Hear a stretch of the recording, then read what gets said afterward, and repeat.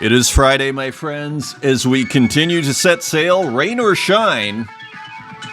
It is a beautiful rainy morning here in Berlin, Germany. Welcome back all around the world. My name's Adrian Pocobelli, Artist Journal, May 16th, 2025, broadcasting from the non-space of the mind. Freaking out the neighbors. Who is this madman? Who is this weirdo who I hear talking for about an hour 3 times a week in a really loud voice? Anyways, welcome back. Thank you for joining me again around the world, spectacularly. In a sense, a show like no other, I dare say. Let's look at Mumble Boy, an artist like no other. Very, very, very interesting work here. I was kind of going, why is this work different? Because it does have a bit of a different feel. Let me bring up, so Mumble Boy. Many of us are familiar with Mumble Boy. If you watch this show, you're familiar with Mumble Boy. If you watch the vertical video, where I have, which I put on TikTok, as well as I have an artist journal. I think I call it pixelnetwork.art. I never changed that. Maybe I'll just leave that. That's on Instagram. And also, I put it on X, the Mumble Boy video vertical, where I say Mumble Boy about 100,000 times.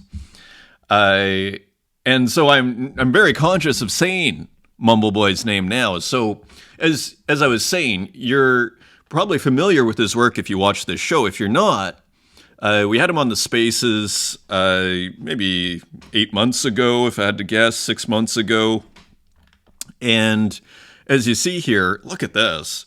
Collage and starts, I believe, and we've seen even some of these, as you'll see in that vertical video, which is lower in my feed, or on TikTok, you'll see how Mumble Boy actually works, which is seemingly starting with collage, and then uses that collage, either scanning it, maybe taking pictures, I don't know, maybe both, and then bringing it into the digital world, and then doing things, and then maybe taking it back, but basically using both physical and digital. So to create these very unique collages that he's been working on since the 90s, this whole process. But you take a step back, you zoom out, which is what it's a little different, this one, right? Because these others there's kind of an 80s, I almost want to call it 80s or digital color sort of thing going on, these gradients. Here, it's kind of got neons, in a sense. Maybe that's just the RGB versus the CMYK. But you see, it's kind of, I've been commenting, it's kind of 80s-esque, right? And you keep going back. I picked this one up, too, just before the show started, just while I could. But there are a ton of Mumble Boy works here. And what I want to highlight, though, is you see how most of them have kind of a very digital, almost neon kind of look.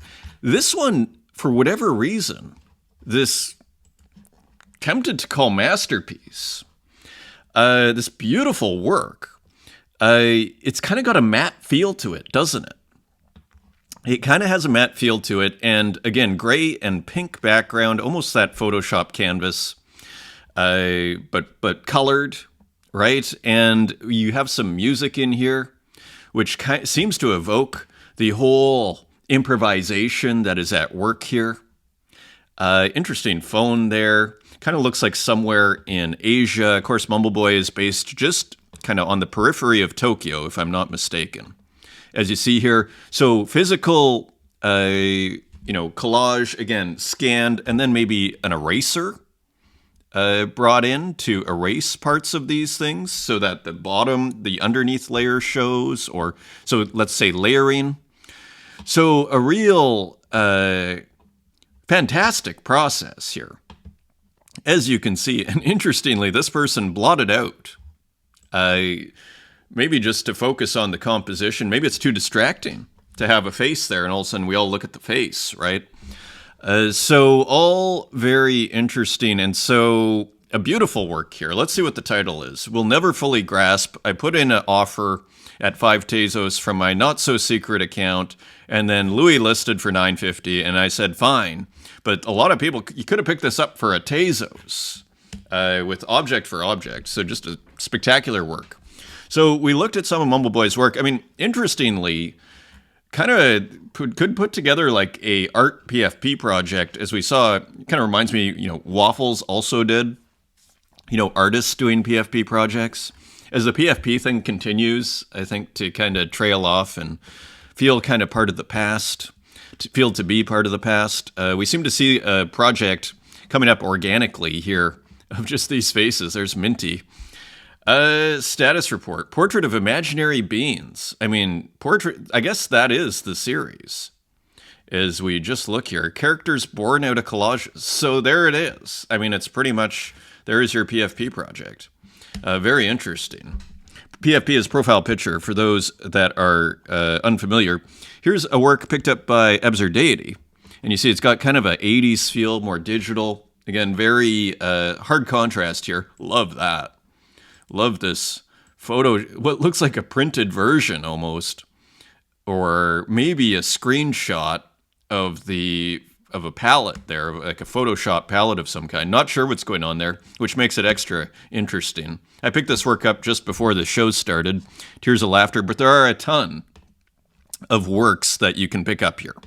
So again, just a really original and cool artist that I had to pick up here for the museum in my mind. Let's look at the comments here. Artist Reporters. I love that title. I think people did too. Let's look. Santiago Orozco. Hello, Adrian. I've just discovered your show last week. I love hearing this. I've listened to several episodes since. I love that even more. Your content is quite valuable. I cannot express how thankful and lucky I feel towards your work, which is just the greatest, nicest thing anybody could possibly say. The way you ask the questions helped me to think more clearly into what art is in the Web3 spaces. Thanks again and keep it up. You are more than welcome. It's kind of interesting. Even Web3, I've started to... I don't want to say I'm bearish on the term, but it kind of feels very crypto, and I could be totally wrong on this sense of these the trends of these words and these concepts. But even Web3, like when I put it this way, when I see the word Web3, I feel very 2021, and I'm not sure. Put it this way, I would never advertise myself, and nothing wrong with it for anybody that does, but I would never be like, yeah, I'm a Web3. I do a show on Web3. Interestingly, nevertheless, it's illustrative and helpful, and I'm glad to hear that it's expanding basically how people experience and their expectations and kind of what is possible in the artistic sphere in Web3. So really appreciate these very nice comments. Awesome to hear from you and people liking it. Liking that comment. So just awesome to hear. Thank you for the good vibes. Neo Ort, hey Pocobelli, hello back, my friend. Thank you for watching. And also on Twitter, 74 retweets. Fabulous. Let's see. This is hilarious. Retro Manny, made in honor of your lack of pretentiousness. Written in green for August Ground. I believe that's August Ground. Yes. Still watching, but enjoying the show as usual. Pocobelli says my art is cool, unpretentious artist. So totally awesome. Thank you for the comment, Manny, and hilarious. I believe I retweeted. I did retweet that. Oblivion Fields. This was a really interesting comment as well. Thank you for mentioning my work again and for introducing Renki's art, which I find hilarious in the sense that Renki, I think, has probably been on the show more than any other artist, interestingly. And this work was one of my absolute favorites that Renki has done. And I'm really thrilled because it's so minimal. And sometimes I wonder, is it just me? Love this piece. Reminds me of Derek Jarman's beautiful experimental film, Blue. So I've never seen that or heard of it. But there's something really beautiful about this work. Is it a one of one? It is. It's for sale. 9 Tezos, or that's at auction. Kind of have to see what's going on at that auction. Shall we look quickly? Dare we look quickly? This is the problem. It's it's dangerous when you start thinking of the museum in your mind, because then you just start justifying spending as we saw with that $400 work, which was beautiful work, probably a great deal. Auction was canceled. Oh my God. Okay. So this work, okay, so it's loading up a little slowly, and we don't want to mess with the internet here, but check out last show at the end. It looks like it's not going to load up here right away. Auction was canceled. Interesting. I might have to just put a offer in there before this show is uploaded. One Don't Knows, thanks a lot for highlighting my work and collab pieces. Awesome to hear from you, One Don't Knows, and great to see you on the scene. Thanks for watching. Ed Woods, no problem. Totally understand you can't play the whole 3 minutes, right, of the video. That was a pretty cool video.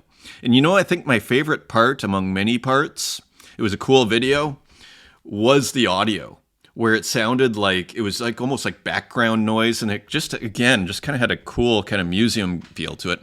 But thanks so much for sharing, for your comments. Very lovely to hear that from you. Much appreciated. Thank you, Ed. Great to hear from you. Bosque Gracias, thank you, dear, for showing our work. So the typewriters, we have another one. We have so much fun with this machine. New series coming. Send you love. Awesome show as always. Thank you. Great to hear from you. Marietta, thank you, Adrian, for the kind mention, for the dedication, and for the dedication you bring to the space. Great to hear. And we actually have another work. It's actually the same work by Marietta, but it's the chair that's done in 20 different angles, and it kind of looks like a great piece. I was thinking this should be minted, so I brought that up. El Crego, I never watch TV, but I watch your channel. Thank you for your work, Pocobelli. Awesome to hear, El Crego. I hope I'm pronouncing, is it A.L. Crego? Or maybe I should call you Crego, but it's great to hear from you. I mean, pretty big account on Twitter, and maybe more importantly, a very critical in a good way account. For me, as again, as kind of looking to put together my little newspaper of the imagination here, it's always like, oh, what does Al Crego have to say here? What delightful thing can we put in our almost op-ed section here? I discover a lot of artist pieces thanks to you, and I deeply enjoy your insights about this land. I thank you for your words. Feels nice being read by a mind as you. Absolutely. So it is a mutually beneficial situation. I hope, looking forward, we'll figure it out, El Crego.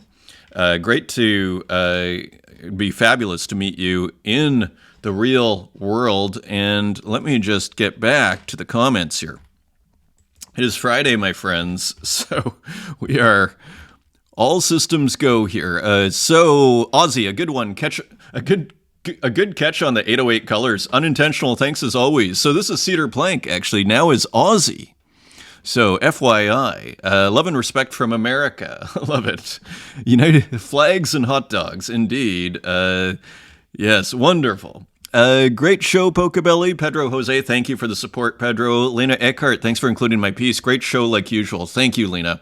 Great to have you in the audience. And I love it when people, when I think of Mikkel, being in the audience really since the start and staying, even if you're not watching every show, I mean, that's amazing. So I really appreciate that. It makes me happy. John Cates, great to hear from you. Glitches, beautiful. Beautiful. We had a cool work by John Cates, I think last show, or the show before with the gun that was the horse, maybe. No Hygiene, great to hear from you. Another incredible artist here. Suji, another amazing artist. Saying amazing artists, indeed. We are so lucky here. Zaxi, great to hear from you. Thanks for the comments. Mr. K, Mr. Good Vibes. Oh, AKA Mr. Good Vibes. Thank you for the comment. See-through, great stuff. Great to hear from you. And R Milk, I will be glad if you show my dances. So I did see this. I did witness this dance before the post is unavailable. I don't draw pixels anymore. I sell my dances. So I'm not sure if alcohol was involved there or if this is actually a new performance by R Milk, but very interesting, and thank you for watching. Denise Sanchez, great to hear from you as ever. Juniper Paisley, I was like, who is Juniper? Young creative exploring art as a medium. She is 7 years old.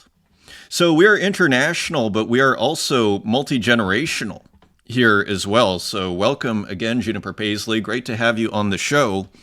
Feel free to post in the community. Brain Dead, great to hear from you. Just awesome pixel artist. Mary Migraine, thank you for noticing me, Pocobelli. Great show as always. That was great. Mary put out this great thing on Instagram. Says, I was watching the Pocobelli show and then I was on it. That was great. So anyways, thanks everybody. And then sometimes people get put in the spam here. Canexapida, a newspaper of the imagination. This was awesome. And of course, I follow Canexapida. I really, it's because I say these things and then, I go, wow, that's so, like, for me, this is just like my kind of dream show, so to speak. So it's like, yeah, I'm doing a newspaper of the imagination and blah, blah. But it's really cool to hear other people kind of vibe off of that and go, yeah, this is cool. A newspaper of the imagination. Artists are reporters of the zeitgeist. Beautifully put, filing dispatches in colors, glitches, and size. The archive, your wallet. This is such a crazy thought, because in a sense, that is very much what is going on here. I mean, this is a pataphysical enterprise, in a sense, this whole show. And I want to get into, I think I'm going to do this thing. Absurd Deity was mentioning it. I don't know if it's Patreon or I just do a membership on YouTube where it's just kind of traveling. I think I might call it Adventures of Ideas, which is off of Alfred North Whitehead. And remember I was talking about science in the modern world. Adventures of Ideas, Whitehead, and I was saying From Force to Persuasion. I think it's actually, I haven't looked actually, but I think it's actually this. Let's put chapters, because I think it might be here rather than, trust me, this is worth it. But I think I'm going to call the show Adventures of Ideas, in kind of a celebration of, oh, there it is. Okay, it's chapter 5, From Force to Persuasion. Yeah, so I don't know if you saw that, but I accidentally clicked on it. So Alfred North Whitehead, for those that don't know, kind of was more popular to a certain degree to students in the 60s. Famous humanist in a sense, but really at the back of the book, they always call him a Cambridge Platonist, interestingly. Let's continue here before we get way off topic. So continuing on. This is kind of funny. I go to the art media, say, hey, maybe there's something interesting happening in the art media. And then it is like, this was the most exciting thing I saw, where I was like, oh, wow. Ultra rare copies of Pokemon Red version and Legend of Zelda lead Heritage video games auction. And I looked at this and I was just kind of excited, visually excited. So here, and I don't know if I want to read this, because all it is, let's actually just read this part. This is new old stock. These are unopened birthday presents that are found in the attic. These things aren't supposed to exist, says Valerie Spiegel, Heritage Managing Director of Video Games. Video games weren't meant to be collected as sealed products, so that's why there's this natural organic rarity attached to these games. It's not just scarcity that gives value. It's also kind of like beauty. You kind of got to buy into the story or buy into it visually, because a lot of things can be scarce but not valuable, I would argue. Heritage Consignment Evan Massengill notes that the price of video games nearly guaranteed they're being put into play. Take a game that was $60 in 1990. People didn't buy them to play them. That's why these games are so rare these days. People didn't buy them to not play them. So I brought up, because there's some very interesting things to notice here. Pac-Man. Okay, so this is Atari. Okay. Interesting. Bionic, Capcom. So some interesting, we might see even kind of comic art here, right? You see more comic art. This is early Nintendo from 1989, not super early. Bubble Bubble, okay. And then you see some of this stuff. Konami, this is from doesn't say, made in Japan, but Simon's Quest, okay, kind of, RPG, role-playing game style. And then you see this, which is quite interesting. So Nintendo, in 1985, they start celebrating the pixels. Okay, we have Contra. This is 1988, kind of when Punisher was pretty popular too. Contra, it kind of looks like Punisher War Journal.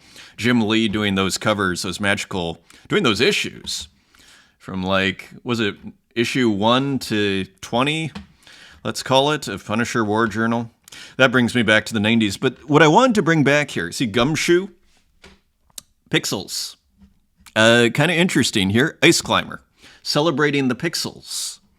uh, Geramite, celebrating the pixels. Now, another interesting thing here is you see how it's actually the pixels, but there's actually kind of a graphical element. If you can see, it's almost like the figure has wind behind them. So they're actually incorporating the pixels with kind of graphic designery elements. So it's this kind of hybrid. You see it here with the Kung Fu, the leg going up, showing motion, right? So just kind of interesting. Legend of Zelda kind of looks precious. Maybe it's the gold there too, and just the nice graphic design. But you see in this kind of 1985 to 1987, that kind of first, what I want to call the first generation of kind of US Nintendo products, they really celebrated the pixel art, which I think is kind of interesting because this sold games is kind of my point here. Like they went, hey, like this is our game, whatever. It's beautiful, you know, which is noteworthy, but it actually sold games, interestingly. And I'm always just like, we can't underestimate kind of the visual impact and value, let's call it, of the cover, so to speak, of these games. Like I just think it's the pro wrestling, and it's kind of delightful for us, right? Even us here in 2025, we look at this and we go, oh, that's pretty cool. Interesting, you know, approach to pixel art, right? And then again, incorporating a little bit of motion as if it's like this dramatic middle of the game, as I like to do on the Nostalgia Studies series, where I'll do 80s video games. And I realized as I was telling Manny and Limbo in a Space, I realized I didn't, you know, sometimes I do the start screen, but I realize there's a bit more drama when you do something that's in the middle of, in medias res, so to speak, or in the action, let's say in the narrative of the game. Here's another example. Here it's crooked. Interestingly, Super Mario Brothers, this iconic cover from 1985. So this is almost the sort of stuff, like I could just do comics, for example, like in doing a weekly or however many times a month, where you just make it, just to bring in some income here, you make it $10 a month, whatever it is, and then you just have... do comics, you can do Alfred North Whitehead, you could do everything. Adventures of Ideas is, I think, what I'm thinking. So Tetris, okay, not as exciting. Even that's pretty exciting, though. So I'll just say, cool auction. Heritage Auctions does a really good job. Momo, in the video game spirit, there's a museum in Russia that displays Soviet arcade games. Well, you just love to see that. And I had been hoping to go there someday while traveling to Russia, but I can't go now. And it seems the museum itself no longer exists, which is sad. So very interesting comment here from someone, you know, Momo, as you'll see here, you know, really celebrates video games in their graphics, in their art. You know, makes this kind of beautiful video game art. It's, you know, in these colors and these pixels and everything. So, so this weird hybrid at the end of the day between video games and art, or this weird overlap, which is what I think we're starting to see with those video games. So it's interesting. Here we are, artists, you know, 40 years later, you know, coming from an art perspective rather than a, you know, sales perspective or graphic design perspective. Very interesting. Actually, and just finally on that comment, Ilya Biltuev, there are 2 working old Soviet arcade museums in Moscow and St. Petersburg. So that sounds fascinating. I didn't even realize there were Soviet, you know, arcade games, but it makes sense, right? Ryan G. Tanaka, who is part of Tea Cafe. What's interesting about the Tezos art scene is that you have people who are highly trained and those just starting out working in an environment that encourages experimentation. That's something that doesn't exist anywhere else, even on the larger chains. There is something unique about the Tezos community. I have always said multi-chain, multimedia, multi-platform over here.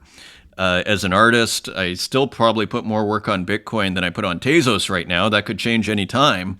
And I put work on Tezos pretty regularly, or fairly regularly.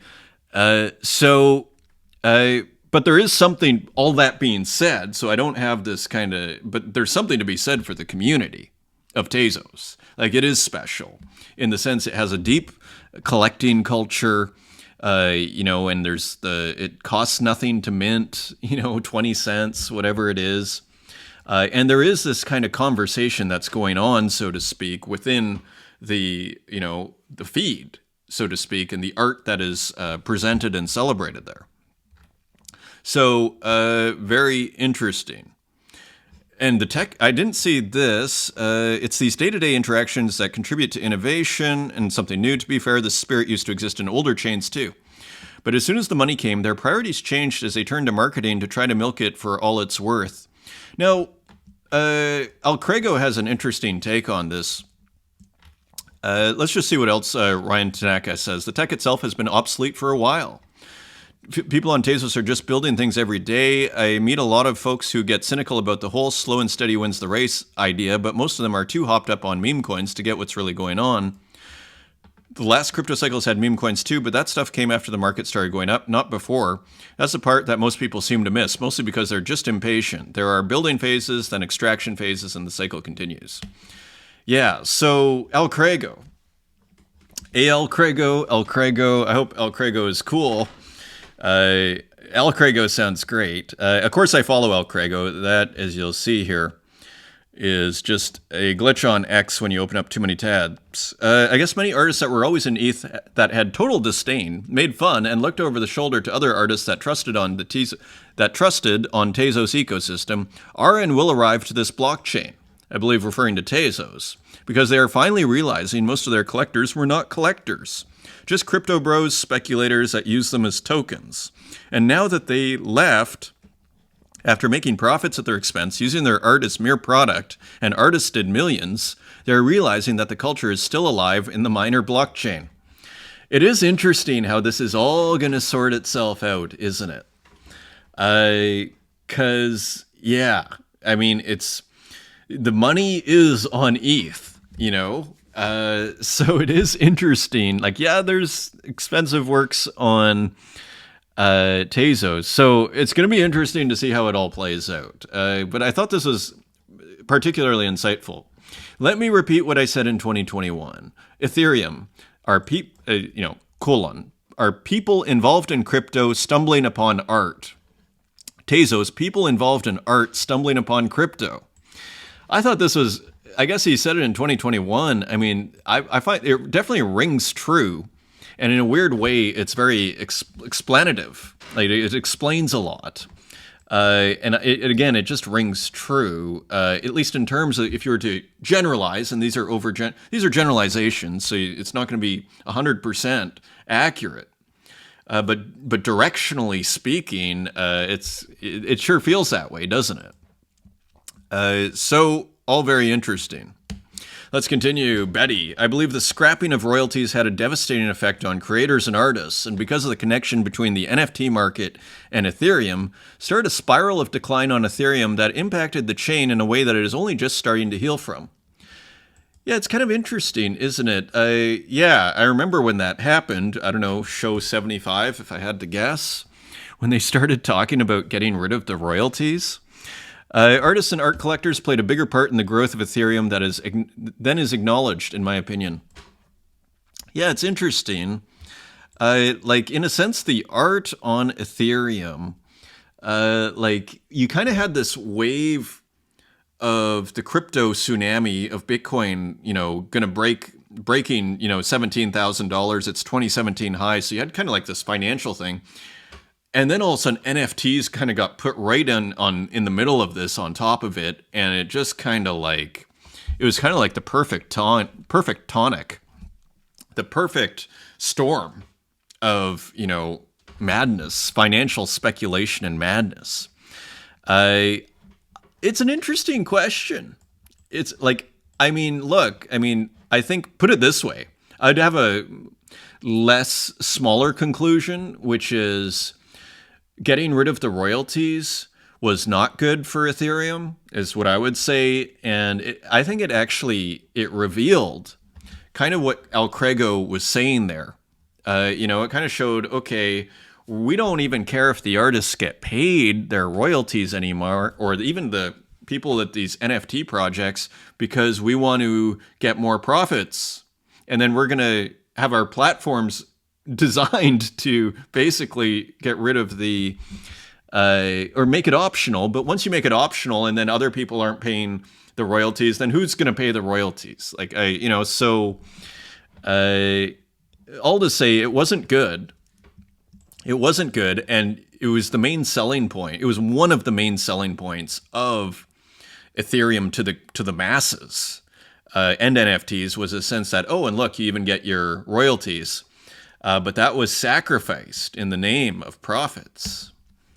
So here we are several years later. Trill, I thought this was a very interesting comment. I need NFTs on Tezos to not matter that they're on Tezos. So I guess this person really likes the art on Tezos, Trill, but they don't like the fact that they're on Tezos. I need NFTs on Tezos to not matter that they're on Tezos, but it matters to Trill. It's interesting. My take on this is, okay, you could say, to give Trill the benefit of the doubt, you could argue Ethereum is a more secure blockchain, for example. I assume that's where they would want them. But to me, the real kind of, is Tezos, is it so unsecure that you feel like it's not going to,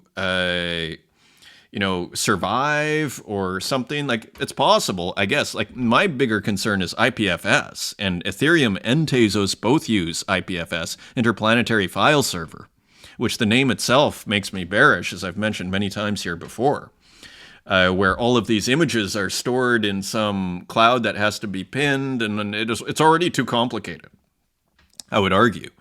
Pinning and who's doing this? So IPFS is the real issue, in my opinion, and both Tezos and Ethereum use IPFS, generally speaking, in their platforms. Not all of them. I think Manifold might use Arweave, which is supposed to be more reliable. You don't need to pin it. You do it once. I don't know how they keep that going. But even that, I've heard, it's like this... it still requires people to have nodes for Arweave, and there's a token, and it's all got to work.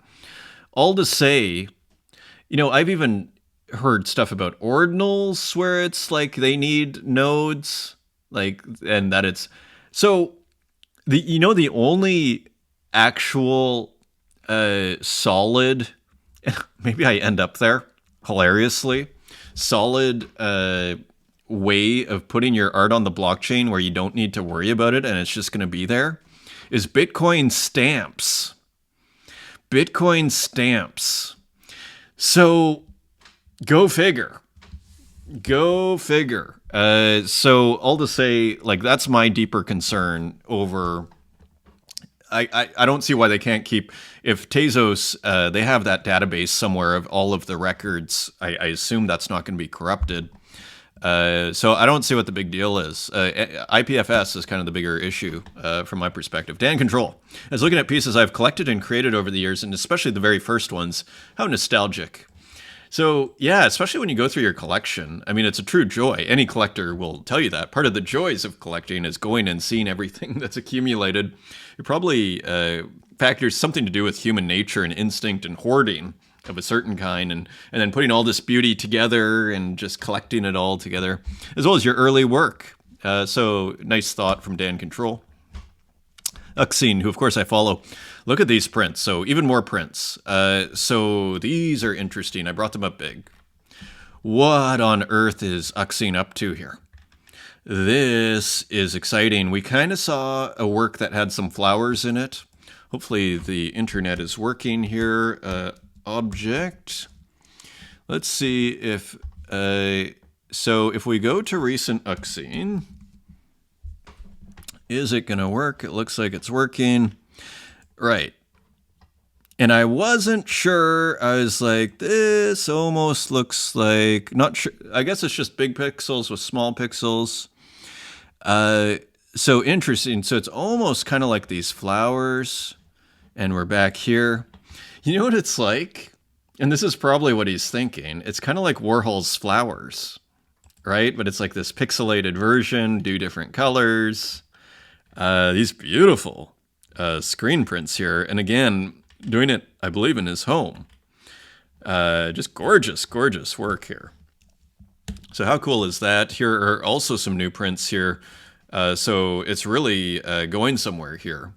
After a couple of years, I think, of doing screen printing at home, if I'm not mistaken, can really, that's what happens when you keep doing stuff. I mean, Uxine's kind of a ninja with the graphic works coming out of the zine scene. Of course, I follow Uxine. Look at how great these looks. So very cool work here.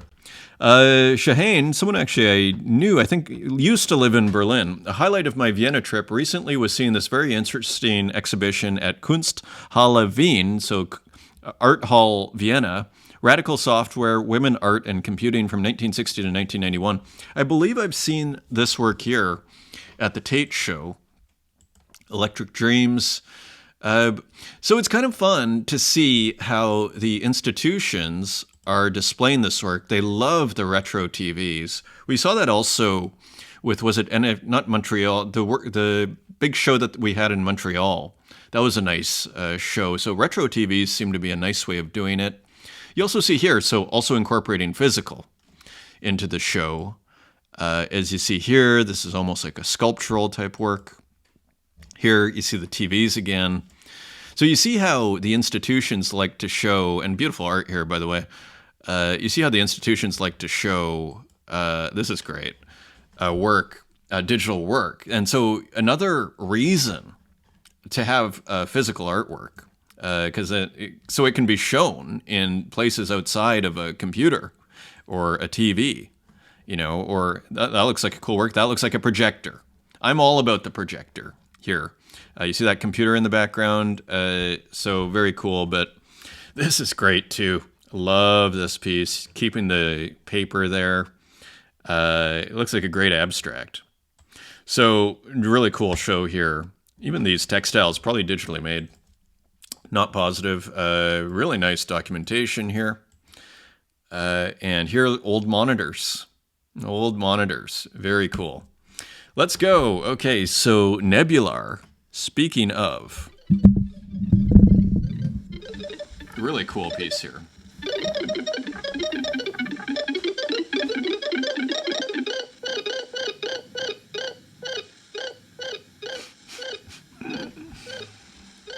I love the drama in this. Just a tiny little narrative. Beautiful glitch work, very fun, celebrating video games. Pixel Observer. This is edition of 10, selling out at 10 Tezos each, now 45 Tezos on secondary. I think we saw this one before. Joe Howell, Game Show Approach. I think I've seen this maybe like 6 months to a year ago. But it came up in my feed again, and I thought, oh, this will just look fabulous next to this.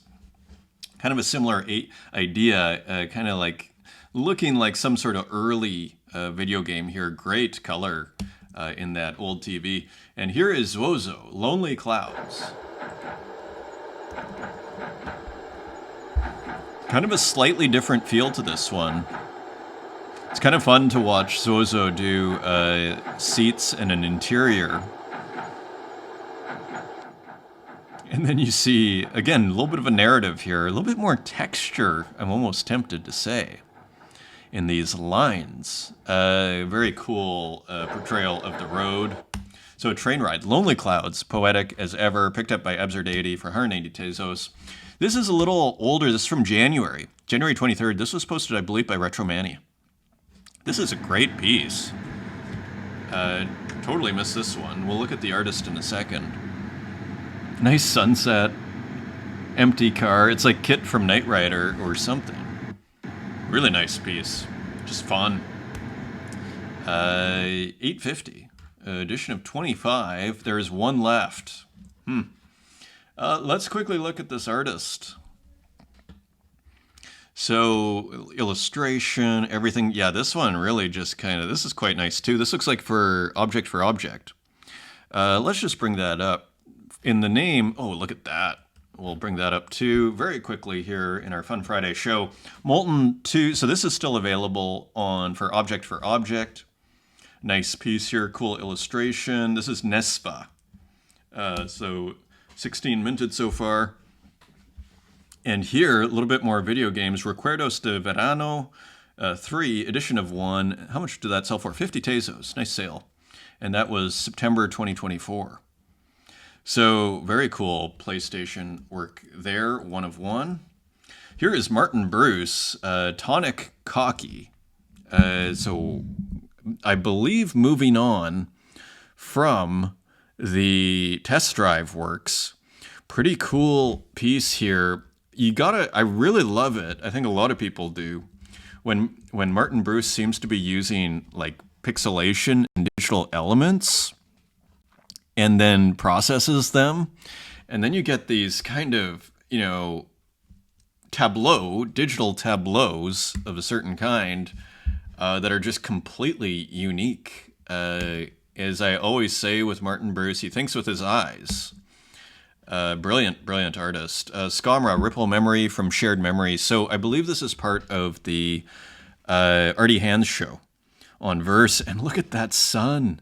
Look at this forest. It's so minimal. These pixels, but not pixels. These texture. It's kind of weirdly got it all here in a fairly minimal style. Great color, too. Just spectacular work from Scamra. Here's Nov 1914. Dish. Still playing with this almost video game ziggurat sort of style here. As you see the tree made of gradients, and you see almost like a video game landscape here. Edition of 7, and all sold out. Nice job for Nov 1914. Here's Demon Ego. This is super interesting. V011. This one's burned, but there's probably a similar one. So an interactive work. I thought this was really cool. And then, you put the apple. Oh, so you click on the apple. Can you move it? You can. So pretty cool interactive art from Demon Ego. I mean, really cool. You could actually, theoretically, you could add more tools here and then transform and everything. Wild. So that is on Tezos. That was burned, but there might be another version. Uxine, a very common nightmare in virtual space. Almost returning a little bit to the metaphysical work or style a little bit. It's always been there, but it feels like just a touch towards the metaphysical, earlier metaphysical works, the grids. Very interesting piece. Still keeping this kind of Renaissance Roman arch kind of structure. And kind of a wild piece. You know what this reminds me of? Because look at what's going on here. It's kind of tricky. I just kind of realized. You have this figure that's on the computer. Maybe this is their head. But it's almost like that Dali painting with the veil where he's pulling up the veil. And I think it's people in the water or something. And he's pulling up a veil underneath. Yeah, so let's just look. Dali, veil of reality. Lifting. Let's see if that brings us what we're looking for. Here, well, not quite. I don't think this is the one I'm thinking of, but it's basically like this. Here. You see, it's kind of along these lines. I think there's another one that's more direct, but yeah, you see what's going on here. Interesting. Let's continue. Gregorio Zanardi, Two Souls in the Rain. Nice digital painting here. Look at how big this is. So for someone, he makes, I believe, oil paintings as well. This is just a pure digital. So very cool artist here. Two Souls in the Rain. Nice title. Edition of 29 and selling for 12 Tezos each, or 8 Tezos each, and now 12. So cool work there. Here's Enigmatris. Links. So a very particularly textured work here. Different size of visual ASCII, as you can see, and the tiny visual ASCII, the very large, making a nice contrast here. You have the X's creating a kind of texture. Cool work. You can tell there's pixels involved, but the pixels are just kind of masking of a certain kind. Nice piece. Cool red border there too, and I love how it bleeds on the side here. This was in Enigmatris's feed. I thought it was kind of interesting. Still Life, Color Charlie. So it's interesting. So different kind of exports and renderings. I guess the work itself, the still life, is moving around a little bit. But you go, okay, you have this, you have that, you have this, you have that. Oh, we'll just put it all together in an animation. But just like Enigmatris does, you could also put it just like side by side or do 20 different, images, on and on. Very interesting. Here's Louis, Master. And here, kind of like a monster or almost like a Sphinx-like figure, a chimera. Is this AI? This looks like maybe it's AI, interestingly. But not positive. Yeah, at least it's incorporating AI. Cool composition here. Interesting piece. Kind of surreal work. Know thyself. So enigmatic. And this is 36 Tezos on primary. On Tezos, Santiago Ruao, harmonic interaction. Really nice piece here. Nice abstract from Santiago Ruao. As you see here, great color. So we haven't seen much, at least I haven't seen much of Santiago Ruao, so nice piece here. Kind of a new direction or slightly different. Louis Osborne, mixed feelings. So as you see here, the illustrator out of Bristle, love how there's color at just the end. Not sure if I assume this is finished, but not positive. So interesting piece there. Suisoichi, Bella Vista, Sao Paulo. So I'm not sure if this is from 2017. That would be pretty amazing, actually. I assume that's just based on the name of a picture, perhaps, from 2017. I don't know. Really nice combination of pixel art and basically glitch or noise. Here's another example of pixel art and glitch. This is Hermipe, Monument of Yo-Yo, as you see here. So here it's almost like the blue and the red are being moved off one over, being moved one pixel over. So cool work here. Not exactly sure what it is. I guess it's a hand. That's kind of like a statue.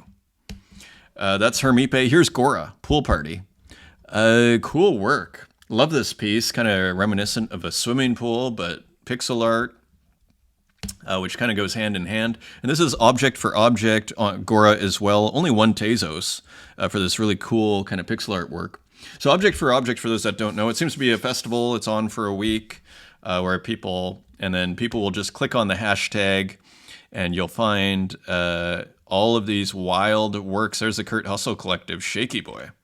Brares, yeah, so a million works here. Sarah Rocco, yeah, so it's a great way to discover artists, actually. Indeed, so that is happening. Here is Kristen Roos, part of Object for Object. Everybody should do this. I should do this. It's getting late in the day, but it's a great way to have your work and your profile discovered from people on the blockchain because they just click that link. Look at how great this is. Kind of reminds me of Space Invaders a little bit. Quiver Cycle, edition of 101, $4.90. What did this sell for? Sold for only a Tezos on primary. Very cool. Ed Woods, 0 or 1, kind of looks like the Matrix, doesn't it? You take the blue pill or you take the red pill, and there is it Neo? So pretty cool work here, edition of 10, and that is sold out at 10 Tezos each. Here's Muji, Data Run. Kind of looks like the Matrix too, doesn't it? Through this portal here, cool work. Edition of 100 for a Tezos. I think that's how you do it. I should really know. Unclaimed Surplus, or you do the open edition. This is also object for object. So cool kind of, what would you call this? Soft drink machine dispenser, and cool frame in a frame. A lot of dithering there. 92 minted so far. Here's Austin. Jeremy Austin, Constant Joy. And I don't know if this one was made on the phone. Let's see if it says. A Sense of Being, animated PNG. Not sure, but has been working. This is on chain, and there's even an animation on here. Nice piece. I think this might have been made on the phone. I'm not positive. Was working on the phone.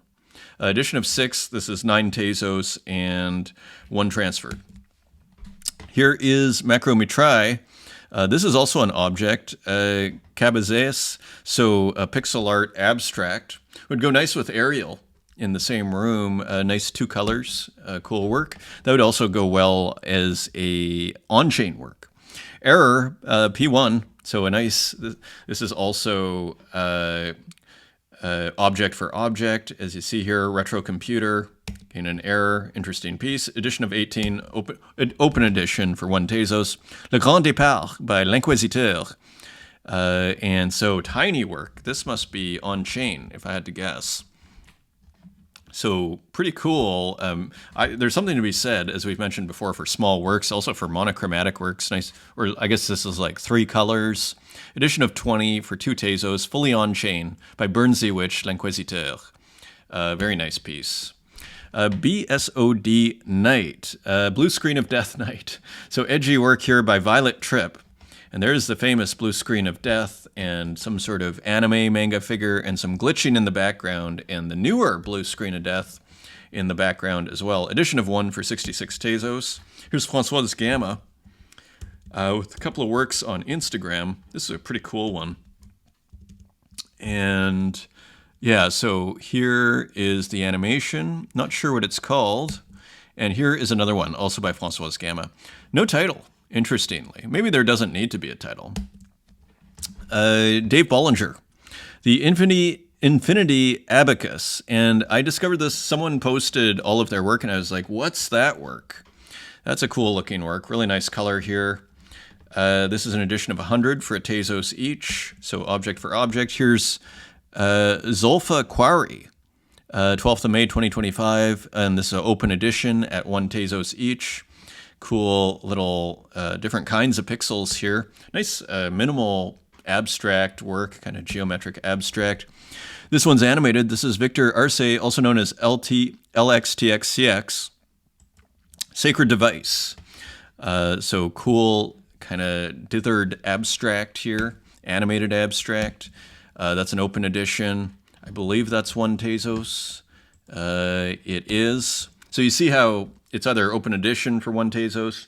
I guess you can do it for whatever you want, or edition of 100 for 1 Tezos, I think is generally the idea.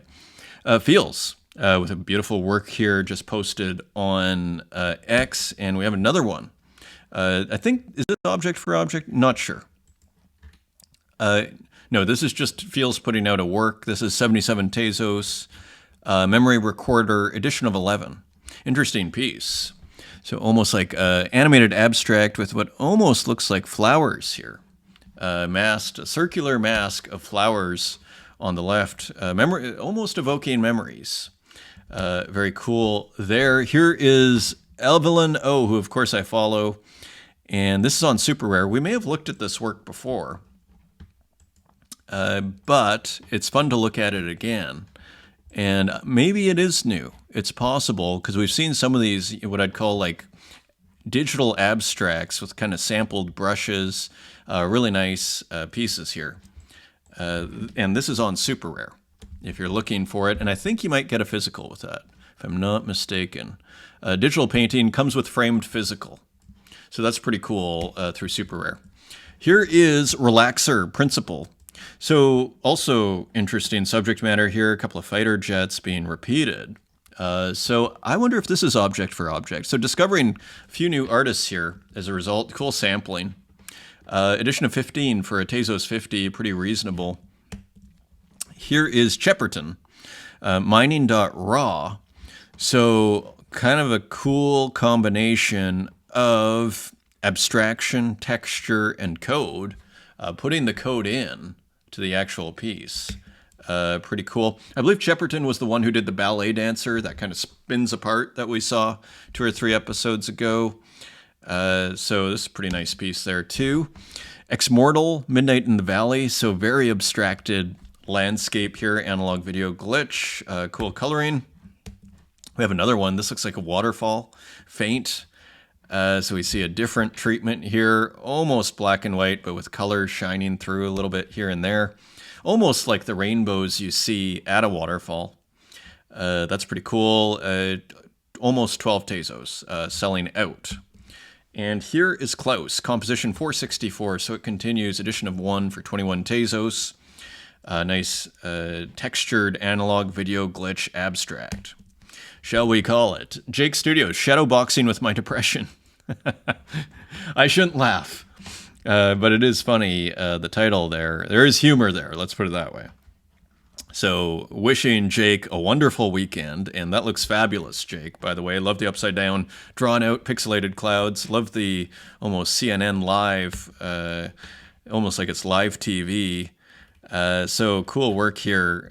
Jake Studios on Object. So, enjoy the weekend, my friend. Rick Crane, settlement number 12. Kind of like this piece.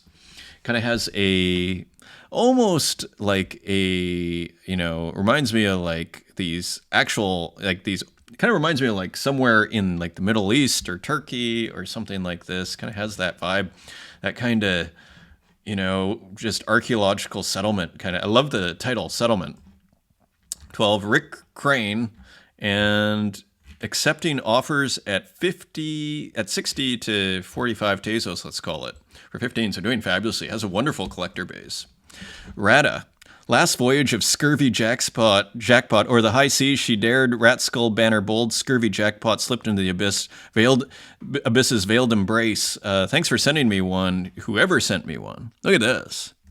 And it is drawn, but then it is exported with a little bit of kind of bitmapping or dithering. Interesting piece. Edition of one for 99 cents, and thank you, Ilay, for transferring that over to me. Here's the work I was telling you about earlier, Marietta. The 32 sponges, this is a great piece. You could even just do the 1 of 1 or edition of 10 or something. Really nice piece there. So cool work. And it's just a nice celebration of that great GLB, but it had a different format, right? So cool work. From Marietta, Venta. Maybe that has been minted, I'm not sure. Eater of the Burger Pill. So now Venta was experimenting with, I believe, real and like physical work, if I'm not mistaken, and then turning it into AI. So always had a distinct style here of this almost plasticine meets this almost not quite ceramic, but kind of bubbly work. So anyways, Venta, 1 Tezos. That is object for object. 28 minted. And here is Canexapida, who of course I follow, just a little video. And I don't think there's any audio minting. So it looks like an AI video from Canexapida. Cool piece, isn't it? Like just the drama of it. I like, of the head turning. Prompting, cool title. Here is, as we go into the physicals, Mia Scarpa, painting I made before Marchand got traded. So I think Marchand must be this hockey player here. That is hilarious. There is Marchand. So interesting piece. Just discovered on Instagram. Here's Bobichik Mattia. This is from 2025, Velociraptor. So it's getting more abstract, this fascinating artist here. Here, It's Not Gallery posting Yarrow Slaps. So this kind of has a pretty cool vibe to it. At first, I thought it was like a computer user interface, but I don't think so. Maybe it's like a video game interface because you see the help, back, advance. It looks like a PlayStation. So not exactly sure, but rad painting. Very cool. Lego Maniac, inside me are 2 wolves. Oh, acrylic on canvas, I guess using an airbrush. And again, kind of reminds you of Machine, just those 2 color works, like 1 color on a background. And speaking of Machine, Blurry puts out a series of portraits that are super blurry. Pretty cool. So just, it looks like airbrush, really nicely done, on like a nice textured canvas. A thick kind of, I want to call it a rough canvas. And there are the original people. Very cool work there. And here is Ilya Barabin with a cool, feet and maybe a little bit of airbrush, nice physical, some palm trees for good measure. A1, oil pastel, acrylic, and colored pencils. And here's Moto Moto Hero with more surreal illustration and maybe an earlier version here. Interesting. So cool work there. And finally, Bosque Grazia's Type Machine number 2, Beautiful abstract here. Physical, I believe. So Physical Works, unique pieces on matte paper, 120 grams, edition of 1, 22 Tezos. And that is your show, my friends. Thank you for everything. Thanks for the massive support. And have a great weekend. Until next time, take care.